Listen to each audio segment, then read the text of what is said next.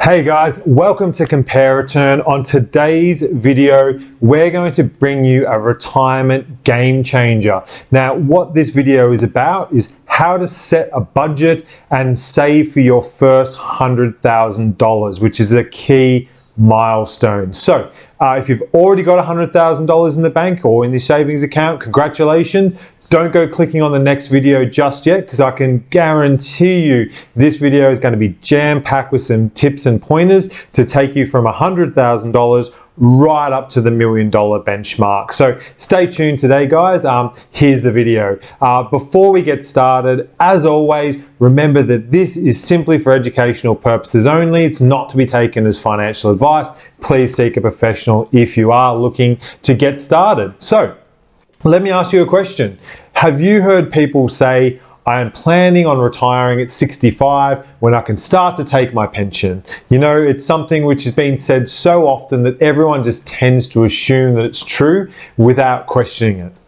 It's a bit like saying, you can't have an electric car without some compromises that's going to be as good as a combustion engine car. Well, 20 years ago, buying an electric car was a compromise, but today, times have changed. Obviously, we've got things like Teslas and Neos on the road, which are totally different. So we're living in a new world, and the old mantra of slow and steady and let the government help support you for retirement is no longer as black and white as what it used to be. And that's especially true if you're an expat. So budgeting for your first $100,000 is a bit like a road trip. The destination is always at a set distance away. How late you leave will determine how fast you need to drive. So if your retirement is 100 kilometers away and you've got a 100-kilometer-an-hour trip, then you're going to make it obviously in 60 minutes. But if you don't leave until, half an hour later, well, you still have to cover the 100 kilometers, but now you're going to have to drive at 200 kilometers an hour.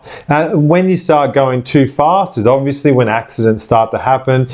In financial terms, you might start making silly mistakes. You might be enticed into investing in scams or things that seem too good to be true, simply because you don't think there's any other choices. So right now, I'm going to talk to you about one of my favorite investors, which is Charlie Munger, who was that was Warren Buffett's business partner. Now, he famously says about the first $100,000, the first $100,000 is a bitch, but you got to do it. I don't care what you have to do. If it means walking everywhere and not eating anything without a food coupon, find a way to get your hands on that first $100,000. After that, you can ease off the gas a little bit. So that's what this video is about today.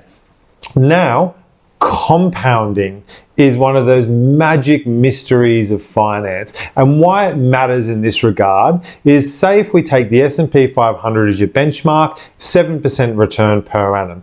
If you're investing $10,000 a year, it's going to take you 7.84 years at that 7% return to get your $100,000. Now, it might seem like a long time, but your next $100,000 only takes you 5 years. Then from 200,000 to 300,000, it only takes you 3.7. Now, by the time you go all the way up, from $900,000 to $1 million, it only takes you 1.5 years. So to get the first $100,000, it's 7.8. To get the last, it's only 1.5. That's the magic of compounding, and that's why it's so important to get that first $100,000 under your belt.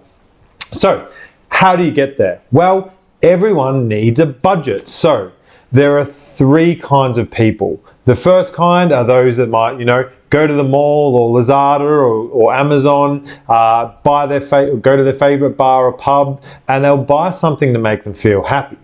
The second kind of people are those who think they already know exactly where all their money is going and they think they don't need a budget. Or the third kind of people who just don't know where to start. So how to budget and what budgeting really means. So there are 4 golden rules of budgeting. The first rule is to give every dollar a job. Your electricity bills, even, things like spending to go to the pub. So that way your income is working for you. So then it's time to spoil yourself. Well, you've already got a budget for that as well. So the first rule is give every dollar a job. The second rule is start to save for a rainy day. Can you imagine never being surprised by a bill ever again? You know, you puncture a tire on the freeway, you've got a budget for that. You know, annual insurance costs that pop up, you've got a budget for that. You know, emergency hospital trips, or, you know, trips back to see your family. You've already budgeted for all these things because your budget is comprehensive and you save for a rainy day. So a lot of budgets fail because these things pop up and people just quit. But if you prepare, you'll never have to sweat it. You know, annual Christmas holiday, this is a great example you can use right now. How much did you spend on last year's annual Christmas holiday? Think about it, or think about how much you might want to spend. Take that amount, divide it by 12, and all of a sudden you've got your Christmas budget. Off you go. It's really that easy. The third rule, which is my favorite rule, is fail. Everyone fails at budgeting, and nobody has a perfect month in budgeting. Roll with the punches. Forgive yourself, move on, and move money around in your budget if you need to. But everyone fails. Don't just give up at the first sign. You're never gonna have a perfect month in budgeting. So what's the next best thing? Just to stick at it. So that's one of the favorite ones, and that's something that a lot of people won't tell you. But really, I want you to fail at your budget, because that way you're prepared for it and you know exactly what to do.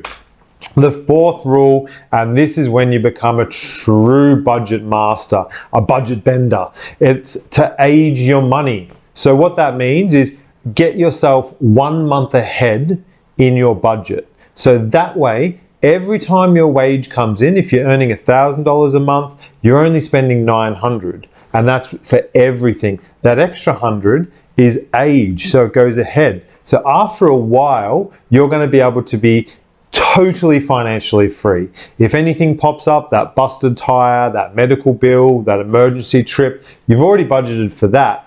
And even if things get truly dire, like COVID, well, you've aged your money, so you've got some extra room up your sleeve. So these are the 4 rules of budgeting I want you to stick to.